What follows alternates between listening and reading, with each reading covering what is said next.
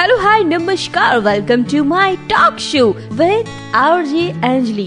વાતો જે જાણવા જેવી છે, વાતો જે કરવી જરૂરી છે। ચાલો શરૂઆત કરીએ આજના ટોક શોની। મસ્ત રહો, વ્યસ્ત રહો ને સાંભળતા રહો રેડિયો પાલનપુર। हेलो हाय नमस्कार, दिस इज आरजे अंजलि और आपके लिए आज एक बहुत ही महत्वपूर्ण टॉपिक लेकर आ गए हैं। मेरे साथ आरती मैम जुड़े हैं जो प्रिंसिपल है at BK mercantile law college Palanpur. तो बहुत सारी बातें होंगी, बहुत सारे डिटेल्स हम शेयर करने वाले हैं। तो सबसे पहले मैम, कैसा लग रहा है यहाँ पर आकर? बहुत अच्छा लग रहा है। आप हमेशा ही जो है वो अलग अलग टॉपिक पे बात करते हो और साथ में समाज में जो है वो जागरूकता फैलाना भी काम करते हो। So hats off to you. तो आज आप कौन सा टॉपिक लेकर आए हैं और उसके रिलेटेड हमें कुछ बताइए। जी बिल्कुल, आज आपके सामने एक ऐसे मुद्दे पर बात करने आई हूँ जो केवल कानूनी नहीं लेकिन सामाजिक और मानवीय भी है, और वो है नशे की समस्या। यह केवल व्यक्ति की कमजोरी नहीं बल्कि एक जटिल सामाजिक समस्या हो चुकी है जो हमारे कानून, हमारे युवा और हमारे समाज को बहुत ही प्रभावित कर रही है। हम आजकल न्यूज़पेपर में भी देखते हैं, सुनते भी है, टीवी पर भी देखते हैं, मूवीज में देखते हैं कि ड्रग्स का बहुत फैलाव हो रहा है और उसके कारण बहुत सारे बड़े बड़े गुनाह समाज में हमें देखते हुए मिल रहे हैं। तो आइए आज हम इसी बात पे है ना समस्या पे बात करते हैं। तो मैम, बहुत सारे इसके अलावा भी बहुत सारे ऐसे टॉपिक है जो लोगों के सामने जाने चाहिए और उनको इसका महत्व समझना चाहिए। आपने क्यों यही टॉपिक चुना? हाँ, इसके पीछे बहुत बड़ा कारण है। मैं आपको 2 स्टोरी बताती हूँ अपने गुजरात की। पहली स्टोरी ऐसे है कि एक 17 इयर्स ओल्ड छोटा लड़का था जिसने 71 ईयर ओल्ड उसके फादर की हत्या कर दी। और दूसरी एक स्टोरी ऐसी है कि जिसमें 65 इयर्स ओल्ड जो फादर थे उसने अपने 17 ईयर ओल्ड लड़के की हत्या कर दी। My God. और ये जो 17 इयर्स ओल्ड का लड़का जो मर गया, उसका हेड जो है वो एक रिनोन्ड यूनिवर्सिटी के जो है वो ग्राउंड में मिला। उसके जो लेग्स है वो परिमल गार्डन के पास मिले, बाकी बॉडी कहीं और मिली। अब एक ने फादर को मार दिया और एक ने जो है अपने बेटे को मार दिया, और उसका कारण था ड्रग्स। क्योंकि जब फादर को पता चला कि बेटे को ड्रग की आदत लग चुकी है तो वो उतने पैसे नहीं दे पा रहा था, तो इसीलिए उसने बेटे को मार दिया। और पहले केस में फादर पैसे नहीं दे रहे थे तो गुस्से में आके जो है बेटे ने फादर को मार दिया। अरे, दूसरी एक चीज मैं आपको बोलूं कि ये टॉपिक आज डिस्कस करने का कारण ऐसा है, जैसे हमने बोला कि ये सोशल एक समस्या है। कुछ साल पहले सिर्फ हम पंजाब का नाम सुनते थे, आज पंजाब से आगे भी बहुत सारे स्टेट्स है वो ड्रग्स में आगे निकल चुके हैं। 2024 का ऐसा साल रहा गुजरात के लिए जहां ड्रग्स रिलेटेड इश्यूज बहुत बढ़ गए हैं। अगर मैं 2023 का नेशनल रिपोर्ट आपको बताऊं तो उसमें 17.35 male person and 1.85 female person are addicted due to drug, और जिसमें बच्चों की तो कोई बात ही नहीं की गई है। तो बताइए कि ये टॉपिक डिस्कस करने जैसा नहीं है? बिल्कुल बिल्कुल, ये डिस्कस करने लायक ही टॉपिक है। और जब आपने बात की कि मेल और फीमेल की बात हो चुकी है यहाँ पे, लेकिन बच्चों का क्या? जी जी, एटलीस्ट हमें तो पता ही नहीं है कि बच्चों के सामने ऐसा कुछ आया है और उन्होंने ये लेना चालू कर दिया है। अगर वो ऑलरेडी एडिक्टेड है या नहीं है, इसके बारे में हमें कोई आइडिया ही नहीं है। जी जी, तो इसके बारे में बात करनी बहुत ही आवश्यक है। जी। तो मैम, आपने ड्रग के बारे में बात की, लेकिन एक्चुअली ड्रग क्या है? जी, ये बहुत समझना बहुत ही जरूरी है। हम वैसे साइंटिफिक लैंग्वेज में देखें तो ड्रग इज मेडिसिन। अगर हम उसको सही मात्रा में ले तो एक मेडिसिन की तरह काम करता है, लेकिन आजकल उसका उपयोग जो है वो बहुत ही ज्यादा हो रहा है। तो जब हम उसका जरूरत से ज्यादा उपयोग करते हैं तो वो हमारे मेंटल और फिजिकल स्टेट पर अफेक्ट करता है। मतलब हमारी जो नॉर्मल जो मानसिक और शारीरिक अवस्था होनी चाहिए उस अवस्था को वो पूरा चेंज कर देता है। तो ड्रग्स के बारे में आपने बता दिया, लेकिन हमें पता कैसे चलेगा कि ये ड्रग्स है? क्योंकि उसमें भी कई सारे प्रकार आते होंगे और आपने बोला कि उसका सही मात्रा में उपयोग किया जाए तो वो एज अ मेडिसिन यूज होता है, लेकिन हमने भी बहुत सारी फिल्में देखी है जहां पे ये पता चलता है it's a game of dose, like उसके डोज बढ़ा दिए जाए या तो जिस भी मात्रा में उसका सेवन होता है तो वो एक प्रकार का ड्रग्स बन जाता है और वो एक एडिक्टेड वर्जन बन जाता है। तो इसके कौन कौन से प्रकार है? एक्चुअली ड्रग्स के बहुत सारे प्रकार हैं जो ऑल ओवर वर्ल्ड में यूज किए जाते हैं, लेकिन थोड़ा सा मैं यहाँ पर्टिकुलर होना चाहूंगी कि हमारे भारत में कौन कौन से ड्रग्स जो है वो अभी यूज किए जा रहे हैं। तो उसमें सबसे पहला है कैनाबिस, जिसको हम गांजा बोल सकते हैं। तो it is very well popular in India, बहुत ज्यादा इसका यूज किया जाता है। अगर उसको मैं देसी भाषा में बोलूं तो भांग, गांजा, चरस, है ना, बहुत जगह ये एज अ रूढ़ी परंपरा के हिसाब से भी यूज किया जाता है। दूसरा जो है वो अफीम। अफीम का भी बहुत सारा यूज जो है वो पहले से ही भारत में हो रहा है। एक्चुअली ट्रेडिशनल मतलब बहुत पहले इसका उपयोग एज ए पेन किलर किया जाता था। जैसे आपको पता होगा कि पहले गायनाकोलॉजिस्ट नहीं थे, डिलीवरीज होती थी, या फिर पहले जो है बहुत ऐसे ऑर्थोपेडिक या ऐसे बड़े बड़े डॉक्टर्स नहीं थे, तो वो नॉर्मल कट देके जो है वो घर पर ही वैद्य जो है वो आपकी ट्रीटमेंट करता था। तो उस पेन से बचने के लिए जो है वो अफीम दिया जाता था। अगर बच्चे की तबीयत ठीक नहीं है बहुत ज्यादा, तो भी आप देखो कि थोड़ी बहुत मात्रा में अफीम दिया जाता था। लेकिन जब इसका हम बहुत ज्यादा यूज करते हैं तो फिर वो एक ड्रग्स एडिक्शन बन जाता है। जी बिल्कुल। और मैंने ये मूवी में भी देखा, आई थिंक वो आपने बोला ना, तो पुरानी कुछ मूवीज है जिसमें वो वेद जैसे कि यूज करते हैं, तो कुछ ही मात्रा में यूज करते हैं, लेकिन वो जब देते हैं तो वो सो जाता है बच्चा, या आई थिंक जो भी है, तो उसको पेन नहीं होता होगा जी। और इसका उपयोग बहुत ज्यादा जो है वो रूरल एरिया में, ग्रामीण विभाग में बहुत ही ज्यादा हमें देखने को मिला है। अभी जो अफीम होता है उसका उसके ऊपर प्रोसेसिंग करके और एक ड्रग्स बनता है, उसको मोर्फिन कहा जाता है। ये भी भारत में बहुत ही जो है वो यूज किया जाता है। तो ये थोड़ा सा अफीम से ज्यादा आपको डिपेंडेंसी क्रिएट करता है, मतलब बार बार लेने की इच्छा जो है वो आपकी हो जाती है, आप उसके बिना रह नहीं सकते। तो ये भी बहुत देखने को मिला है, और उसमें हमारी हेल्थ कंडीशन ज्यादा अफीम से ज्यादा खराब हो जाती है। उसके बाद में हम सेमी सिंथेटिक ड्रग्स की बात करेंगे कि वो भी इसी अफीम का ही आगे का वर्जन हम कह सकते हैं, लेकिन इसमें जो आपकी एडिक्टिवनेस है वो बहुत ज्यादा बढ़ जाती है। आप बहुत रेगुलरली इसका सेवन कर सकते हैं, और ये बहुत लोगों ने, आप सबने सुना ही होगा इसका नाम, हेरोइन और दूसरा कोकेन।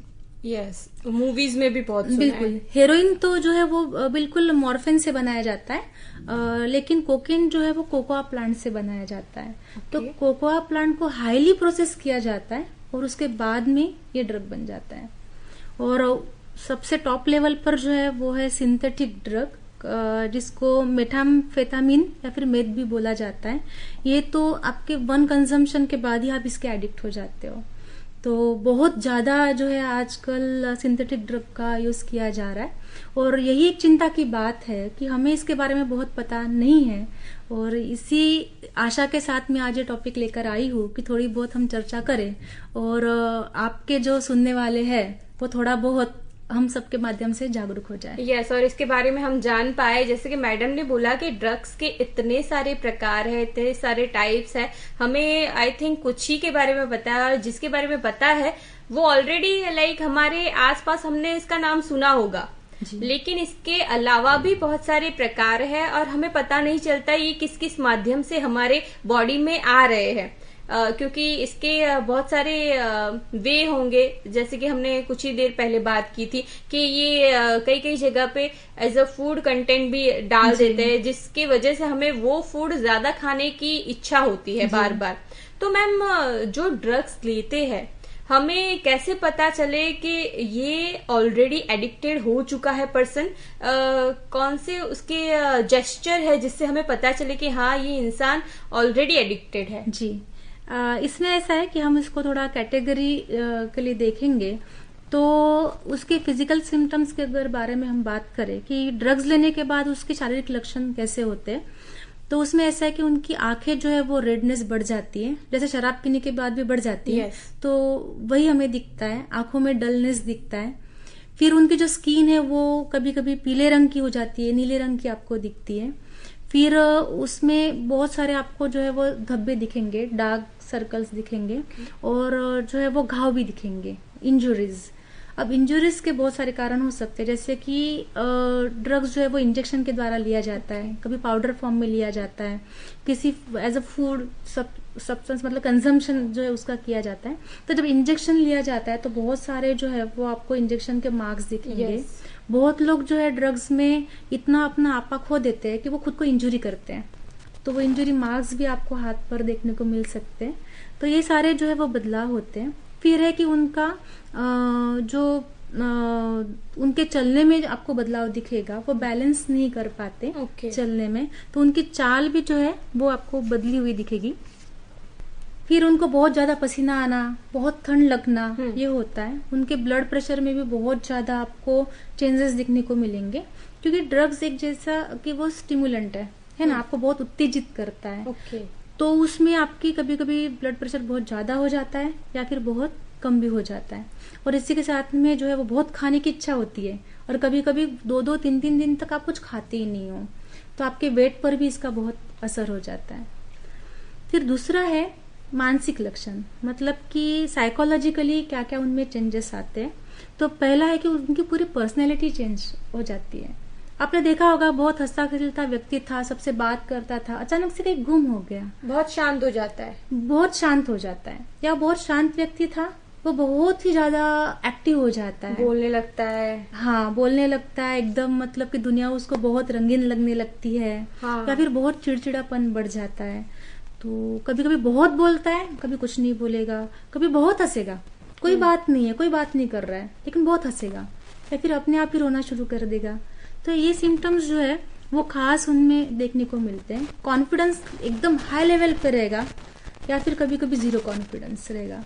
कोई उसको मारने वाला नहीं है, लेकिन वो बहुत डरेगा कि कोई मुझे कुछ कर ना दे। तो एक डर उनके अंदर में जो है वो क्रिएट हो जाता है, और धीरे धीरे उनके मेंटल कंडीशन पे इतनी असर हो जाती है कि उनको अलग अलग मेंटल डिसऑर्डर भी होते हैं, जो नहीं है वो भी दिखने लगता है। हाँ, वो जो है उनको बहुत सारे कलर्स दिखते हैं, उनके सामने कुछ नहीं होता। हाँ। बहुत सारे कलर्स दिखते हैं उनको। वो उसको जो है एक पर्टिकुलर वर्ड है हैलुसिनेशन, मतलब कि कोई व्यक्ति है ही नहीं सामने, लेकिन हाँ। वो किसी से बात कर रहे होंगे। हाँ, वो बात कर रहे होंगे किसी से, वो किसी के साथ इंटरेक्शन कर रहे होंगे, तो हमें समझ जाना है कि ये किसी मतलब इमेजिनरी पर्सन को फॉलो कर रहे हैं। फिर उसके बाद में उनके बिहेवियरल चेंजेस भी आते हैं, जैसे कि उनको बार बार किसी चीज की लत लग जाना। जैसे कोई चीज आप खा रहे हो तो बार बार वही चीज खाने की आपको बहुत इच्छा हो रही है, तो समझ जाना है कि कहीं ना कहीं एडिक्शन जो है वो हो चुका है। उसी के साथ में कोई चीजों को वो छुपाने लगता है। वो क्या कर रहा है, उसकी पर्सनल लाइफ में क्या चल रहा है, वो किसी के साथ शेयर नहीं करता ये चीज। वो किसी मतलब कि सोशल फंक्शंस में जाना उसको अच्छा नहीं लगता, दोस्तों के साथ बैठना अच्छा नहीं लगता, पेरेंट्स या घर के लोग कोई क्वेश्चन पूछे तो उसको वो पसंद नहीं आता, वो आपके साथ कहीं भी टाइम जो है वो बिताना नहीं चाहता। और उसका कारण ऐसा है कि वो अपनी एक अलग दुनिया बसा चुका है। अब उसके फ्रेंड्स जो है वो अलग हो चुके हैं, तो वो हमसे डिटैच होके उनका जो है वो पार्ट बन जाता है। फिर उसके बाद में थोड़े से हम जो है वो इफेक्ट्स ऑन बॉडी भी हम देख लेते हैं कि नशे के दौरान उसको बहुत थकान महसूस होती है, या फिर नशा करने के बाद बहुत थकान महसूस होती है। जैसे मैंने कहा कि वो 2-2, 3-3 दिन तक खाता नहीं, वैसे वो 2-2 दिन सोया ही रहेगा। उसको पता ही नहीं चल रहा है कि उसके बॉडी के साथ वो क्या चल रहा है, कब सोया था, लास्ट टाइम उसने क्या किया सोने से पहले, उसको कुछ याद नहीं रहेगा। और उसके जो है वो इंटरनल बॉडी ऑर्गन्स खराब हो जाते हैं, जैसे कि उनकी किडनी है, तो उस पर उसकी असर हो जाती है, लीवर है, लंग्स है, इन सब पर असर हो जाती है, और धीरे धीरे उनकी बॉडी अंदर से खोखली हो जाती है। तो ये बहुत बड़ा जो है उनको प्रॉब्लम क्रिएट हो जाता है, और बहुत ज्यादा मात्रा में बढ़ जाने के बाद शायद वो ड्रग एडिक्शन से बाहर भी निकले, लेकिन इन सब प्रॉब्लम में से वो बाहर नहीं निकल सकते। यस, और ऐसे बहुत सारे आई थिंक आपने सुना होगा कि कुछ ऐसे बड़े लोग हैं जो अपने अपने जगहों पे बड़ा नाम कर चुके हैं। उन्होंने खुद ही कहा है कि आप कोई भी नशा करे, लेकिन ड्रग्स का नशा कभी मत कीजिए, क्योंकि वो आपकी पूरी लाइफ बिगाड़ देता है। क्योंकि आपको पता ही नहीं होता है कि आपके साथ क्या हो रहा है। तो ये जो बात आपने निकाली है कि इसका कंजप्शन करने से बॉडी में क्या क्या इफेक्ट होते हैं, और ये अपनी बॉडी के लिए ही घातक नहीं है, हमारे आसपास जो लोग रह रहे हैं उनके लिए भी एक मेंटली चैलेंज है, क्योंकि हम उनके साथ रह रहे हैं, वो हमारे साथ डील कर रहे हैं, और जो ले रहा है, जो एडिक्टेड है, उसको पता ही नहीं है कि वो क्या कर रहा है। पूरी फैमिली इफेक्ट होती है इसके वजह से। तो मैम, आपने जैसे इसके बारे में बहुत कुछ बताया, ड्रग्स के जो टाइप्स है वो बताए, ड्रग्स एक्चुअली क्या है उसके बारे में बताया, और वो हमारी बॉडी में क्या क्या इफेक्ट करता है वो भी बताया। लेकिन मतलब कि जो एडिक्टेड पर्सन है, उसको जैसे कि फर्स्ट उसको पता ही नहीं है कि ऐसे कोई चीज मिलती है बाजार में, या तो किसी की वजह से, किसी के थ्रू हमारे पास आ रही है।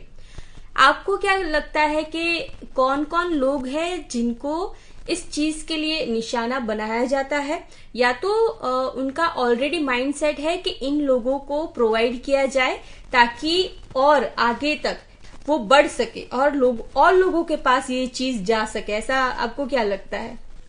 इसमें ऐसा है कि एक रिपोर्ट में मैंने पढ़ा था कि ये जो ड्रग एडिक्शन जो है वो मोस्टली 12 to 17 इयर्स के जो लोग होते हैं उनमें ये लोग डेवलप करते हैं, क्योंकि ये फिर लॉन्ग टर्म आगे चलता है। ओके। ये उसके साथ में इनको इसीलिए जो है वो निशाना बनाया जाता है क्योंकि इनकी एज समझने की नहीं है।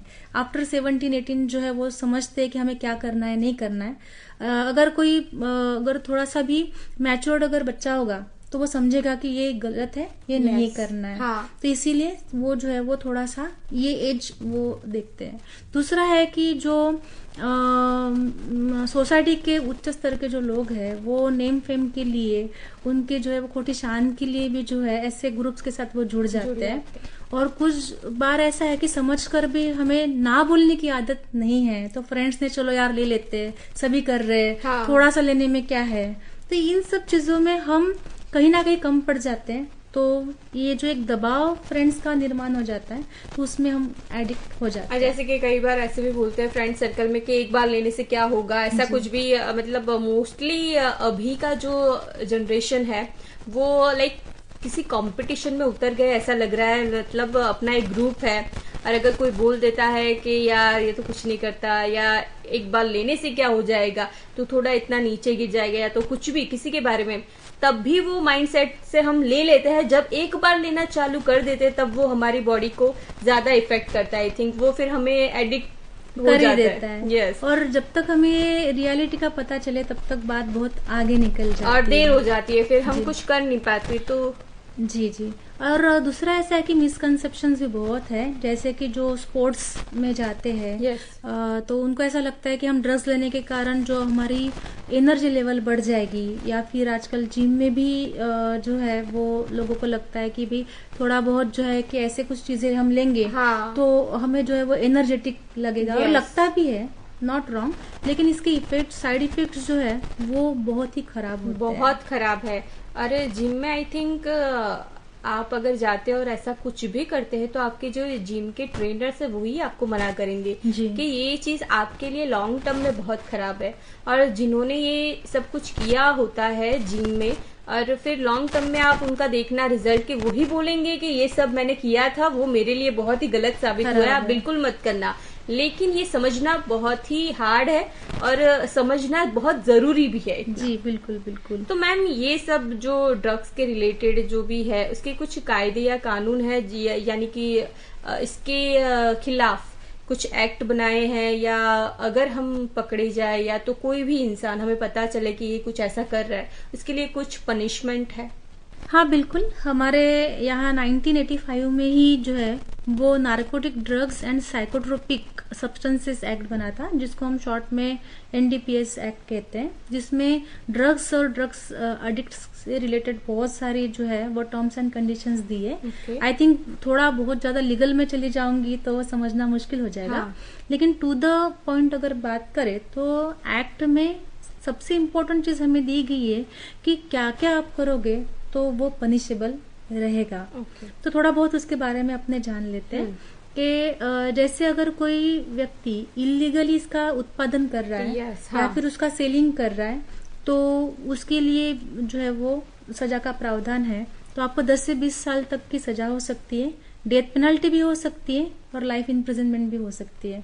आपको पता होगा अभी कुछ दिन पहले ही अपने गुजरात में बहुत जगह जो है वो ड्रोन से जो है वो ड्रग्स की जहाँ खरीदी चल रही थी वो पकड़ा गया। यस, हाँ, यस।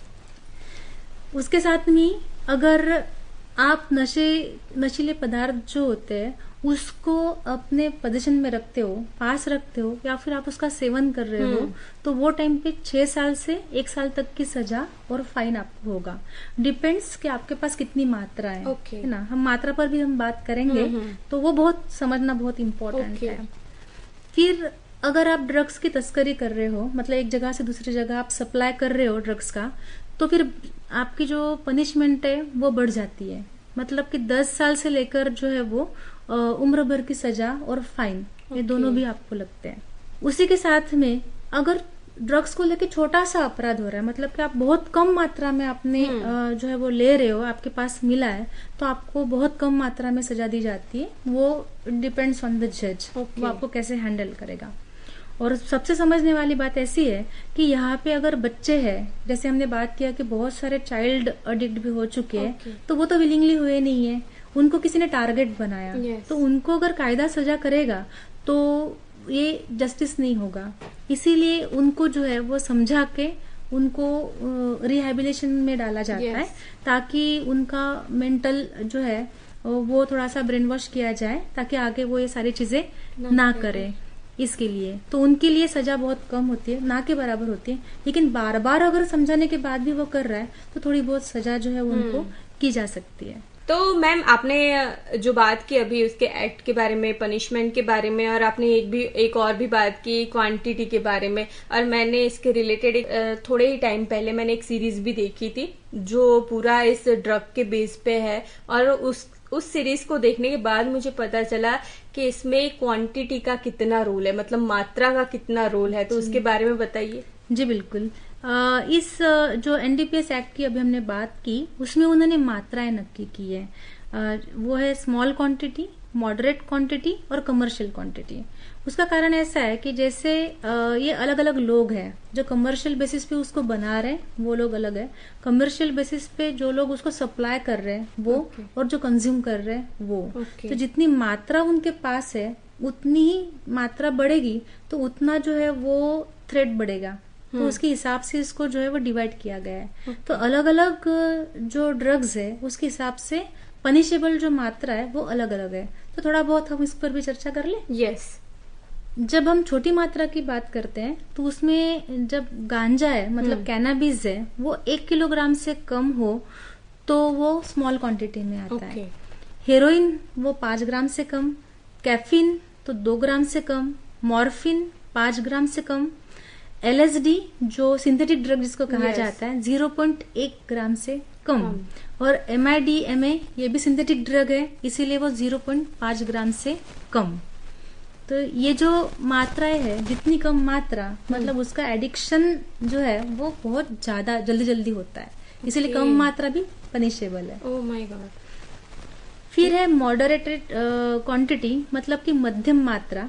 तो गांजा में 1 से 10 किलोग्राम, हेरोइन में 5 से 2 से 50 ग्राम, कोकेन में 2 से 100 ग्राम, मॉर्फिन में 5 से 250 ग्राम और LSD में 0.1 से 5 ग्राम। जहां कमर्शियल क्वांटिटी की बात करें कि बहुत बड़े पैमाने में बनाया जा रहा है, सेल जो है वो किया जा रहा है, तो वहां पे गांजा 20 किलोग्राम से ज्यादा, हेरोइन 250 ग्राम से ज्यादा, कोकेन 100 ग्राम से ज्यादा, मॉर्फिन 250 ग्राम से ज्यादा और LSD 5 ग्राम से ज्यादा। और इनके हिसाब से इनकी पनिशमेंट भी ज्यादा होती जाती है। अब हमने ड्रग्स के बारे में इतनी सारी बात कर ली, इसके बारे में थोड़ा जो भी बेसिक है हमने समझ लिया है, लेकिन इसमें सरकार की भूमिका क्या है इसको खत्म करने के लिए, या तो इसके लिए जो भी इनके साथ जुड़े हैं उनको स्टॉप करने के लिए? सरकार तो बहुत सालों से इस पर काम कर रही है। आपने देखा होगा कि उड़ता पंजाब मूवी भी आई थी कि पंजाब में जो है वो ड्रग एडिक्शन बहुत ज्यादा बढ़ गया था, लेकिन कहीं ना कहीं सरकार का रोल पॉजिटिव रहा है, जिसके कारण पंजाब अब 3rd पर चला गया। ओके। हाँ, और सरकार ने बहुत सारे मॉड्यूल्स भी बनाए, जैसे कि अभी हम डिस्कस कर रहे हैं, और इसीलिए आज हम सीरियस हो रहे हैं क्योंकि हम चाइल्ड एडिक्ट जो है उनकी बात कर रहे हैं। सो इट्स वेरी सीरियस, क्योंकि उनको लॉन्ग टर्म के लिए जीना है, और अगर हमारी जनरेशन अगर ड्रग एडिक्ट रहेगी तो सारा का सारा विशियस सर्कल जो है वो स्टार्ट हो जाएगा। तो ये नवचेतना मॉड्यूल जो सरकार ने बनाया है उसमें 6 स्टैंडर्ड से 11 स्टैंडर्ड तक के जो बच्चे हैं उनको पर्टिकुलर एजुकेशन दिया जाएगा कि हमारे लिए क्या सही है क्या गलत है। तो ये एज ऐसी है कि जहाँ पे अगर बच्चे ये चीज समझ गए तो शायद इसमें से कुछ बच्चों को हम बचा पाएंगे। दूसरे भी इनके बहुत सारे स्कीम्स और प्लान्स चल रहे हैं जिसमें जिनको आदत लग चुकी है, तो क्या था प्रिकॉशनरी था। हमने जो भी बात की नवचेतना की, लेकिन जिनको आदत लग चुकी है तो वो जीरो मतलब पूरा बैक वापस आना चाहते हैं, तो उनके लिए भी अलग अलग मॉड्यूल्स और प्लान्स उन्होंने बनाए हैं। बहुत सारे गवर्नमेंट्स एनजीओज है, उनको भी इन्होंने इसमें हेल्प में लिया है। They are also working positively, बहुत पॉजिटिवली ये लोग वर्क कर रहे हैं। अगर किसी को एडिक्शन हो चुका है और उसको डी एडिक्ट अगर होना है तो फिर 14446 पर अगर डायल करेंगे तो गवर्नमेंट की हेल्पलाइन नंबर है, वहां पे आपको बहुत हेल्प मिल जाएगी। और जैसे हम बनासकांठे में बैठे हैं तो थोड़ा इसके लिए भी मैं बोलूंगी कि गवर्नमेंट का जो है वो नशा मुक्त भारत अभियान भी अभी चल रहा है, और उसमें उन्होंने अलग अलग एनजीओज को जो है वो सेंटर्स दिए, they can run this centres. तो वहां पर भी जाके कोई भी जो एडिक्टेड पर्सन है वो अपना इलाज करवा सकता है। और बनासकांठा का जो सेंटर है वहां पे 800 बेड की व्यवस्था भी है, तो वहां पे इलाज जो है वो हो सकता है। तो यहाँ पे मैं एक अपील करना चाहूंगी कि जिनको ड्रग एडिक्शन हो चुका है या जिनके घर में किसी को हो चुका है तो वी कैन कम बैक, हम वापस आ सकते हैं। तो सरकार की योजनाओं का जरूर जरूर हमें फायदा लेना चाहिए। मैम, आपने इसके बारे में बता दिया कि सरकार की क्या क्या भूमिका है। अगर हमें इसके बारे में कुछ भी पता चले या हमें लगे कि कंप्लेंट करनी है कि इस चीज के रिलेटेड, तो किसको कॉल कर सकते हैं? कोई हेल्पलाइन नंबर है? हाँ, मतलब कि जैसे आपको पता चला कि आपके सोसाइटी में या फिर आपके सिटी में या फिर आपके डिस्ट्रिक्ट में कहीं ना कहीं जो है वो ड्रग सप्लाई हो रहा है और ड्रग्स रिलेटेड कुछ भी गुना हो रहा है, तो वो टाइम पे आप मानस हेल्पलाइन पोर्टल पर आप फोन कर सकते हो। उसका नंबर है 1933 वहां पे, या फिर आप जो है वो लोकल पुलिस स्टेशन में जाकर भी कंप्लेंट करवा सकते हो, या फिर उमंग ऐप भी है गवर्नमेंट का, वहां पर भी आप कंप्लेंट कर सकते हो। और प्लीज जरूर कीजिएगा ताकि हम हमारे समाज को सेव कर सकें, बचा सके। यस, और हमें कुछ भी आइडिया हो इसके रिलेटेड तो जरूर आगे बढ़कर इस बात को लाना चाहिए, ताकि जो बच्चे हैं वो इससे वाकिफ ना हो या तो एडिक्टेड ना हो जाए। देन मैम, ये जो चीज बढ़ रही है, बच्चों में बढ़ रही है या तो यंगस्टर्स पे बढ़ रही है, इसको कैसे हम बचा सकते हैं? क्या क्या सावधानी रखनी चाहिए और किस किस को सबसे पहले सावधानी रखनी चाहिए? इसमें मैं ऐसा कहूंगी कि माता पिता को तो सावधानी रखनी है, मतलब फैमिली मेंबर तो आएंगे Yes. लेकिन शिक्षक को भी सावधानी रखनी होगी। फ्रेंड्स का भी इसमें बहुत बड़ा रोल है। मैं 3 लोगों पे ज्यादा फोकस करना चाहूंगी, क्योंकि गवर्नमेंट तो अपना काम कर ही रहा है। पेरेंट्स इसलिए क्योंकि पेरेंट्स रोज अपने बच्चों के साथ रह रहे हैं, सो दे आर ऑब्जर्विंग देम। शिक्षक इसलिए क्योंकि बहुत सारे बच्चे जो है वो घर से नहीं लेकिन स्कूल से प्रभावित होते हैं। Yes. तो अगर मेरे टीचर ने ये बोला तो वो फटाक से कर देंगे, हम बोलेंगे तो नहीं सुनेंगे, तो वे एक इन्फ्लुएंस्ड जो है वो टॉक दे सकते हैं। तीसरा है कि फ्रेंड्स, फैमिली के बाद टीचर और टीचर के बाद एक फ्रेंड ही है कि जो आपकी लाइफ को बहुत सारे टर्न दे सकता है, संवार सकता है या तो बिगाड़ भी सकता है। बिल्कुल बिल्कुल। तो थोड़ा सा जो है कि ये 3 लोगों को अलर्ट रहना पड़ेगा। जैसे आपको अपने जो फ्रेंड बच्चे हैं उनकी फ्रेंड सर्कल क्या है उसमें आपको थोड़ा ध्यान देना होगा। Yes. मानती हूँ कि आज हम सब बहुत व्यस्त है, लेकिन हमें थोड़ा सा जो है फ्री टाइम निकाल के आपके बच्चों के फ्रेंड्स के साथ घुल मिलना पड़ेगा। अगर उनको पार्टी करनी है तो अलाउ देम एट होम, उनको बोलो कि चलो हम घर पर अरेंज करते हैं, तो होटल जैसा अरेंजमेंट आप कर सकते हो। तो आपको पता चलेगा कि उसके फ्रेंड्स जो है वो कौन कौन है। फिर है उसके फिजिकल और मेंटल जो भी बिहेवियरल चेंजेस उनके हो रहे हैं, उसके जो बॉडी में चेंजेस हो रहे हैं उसको भी ध्यान देना है। जैसे हमने अभी बात की थी कि भाई उसके चलने उठने बैठने में प्रॉब्लम हो रहा है, क्या उसको हेल्थ इश्यूज बहुत ज्यादा हो रहे हैं, बहुत वोमिटिंग हो रही है, हमेशा पेट में दर्द रह रहा है, उसके आंखों का, शरीर का जो है वो पेलनेस हमें देखना है, स्किन का। तो ये सारी चीजों पे हमें बार बार ध्यान देना पड़ेगा। क्या वो अकेला रह रहा है? अगर वो अकेला रह रहा है तो उसको बार बार हमें सोसाइटी में लाना होगा ताकि वो अकेले रह के एडिक्शन अपना ना बढ़ाए। फिर और एक कहना चाहूंगी कि बाहर बहुत ज्यादा खाने से बचे, क्योंकि हमें नहीं पता कि इन चीजों में जो है ये एडिक्शन हमें क्रिएट होने वाला है। तो हमें सब लोग बोलते ही है कि घर का खाना जो है वो बहुत अच्छा होता है, तो please try to do this. घर पर ही जो है वो आप खाएंगे तो शायद सेफ रहेंगे। या फिर आपके बच्चे या फ्रेंड्स भी अगर बाहर जा रहे हैं तो थोड़ा सा ध्यान रखें कि बार बार क्या वो एक ही जगह जा रहे हैं, तो इस पर भी थोड़ा सा हमें जो है वो ध्यान रखना चाहिए। क्या अननोन पर्सन उनकी लिस्ट में आ रहे हैं वो भी हमें देखना है, उनके मोबाइल चेक करने हैं। बच्चे जो है उनकी आपको स्कूल बैग्स भी चेक करनी पड़ेंगी, आपके स्कूल का सराउंडिंग जो है वो थोड़ा आपको ध्यान में रखना है, क्योंकि अभी ये स्कूल के बच्चों को भी टारगेट बनाया जा रहा है। बहुत बच्चों को टारगेट बनाने के लिए उनके पास एक दो ही ऑप्शन होते हैं और उनमें से एक जो है वो चॉकलेट है। तो थोड़ा सा बच्चों के साथ फ्रेंडली जो है वो बात करे ताकि वो इसका शिकार ना हो। और एक बात मैं यहाँ पर कहना चाहती हूँ कि जिसको ड्रग एडिक्शन हो चुका है तो वो उसमें से बाहर निकल सकता है। तो अगर आपको ड्रग एडिक्शन हुआ है तो आप फ्रीली ये बात अपने फैमिली के साथ करें। आपके फैमिली मेंबर को हुआ है तो हेल्पलाइन नंबर्स मैंने बताया है, तो वहां पर गवर्नमेंट भी आपको हेल्प करने के लिए रेडी है। तो हमें उसको नेगेटिव बोलने से अच्छा है कि उसको पॉजिटिवली लेके चलो, उसने बताया तो और ऐसा करके हमें उसको मेंटल सपोर्ट देना चाहिए। हमने आज इस टॉपिक पे बहुत सारी बात कर ली है, लाइक बेसिक से लेकर जितना हमें समझ में आया और जितना आप लोग समझ पाए उतनी सारी बातें हमने कर दी है। और मैम मुझे पता है कि हमारी कॉलेज में भी लीगल एड सेल है, लाइक जहाँ पे इस बातों की चर्चा होती है और आप सुझाव भी देते हैं लोगों को, इसके बारे में बताइए। जी हमने अपना हमारा जो लीगल एड क्लिनिक है उसके तहत लोगों में जागरूकता कैसे ले जाए उस पे काम करना शुरू कर दिया है और बहुत शॉर्ट टाइम में हम लोगों तक जाएंगे और इसके बारे में जागरूकता जरूर फैलाएंगे।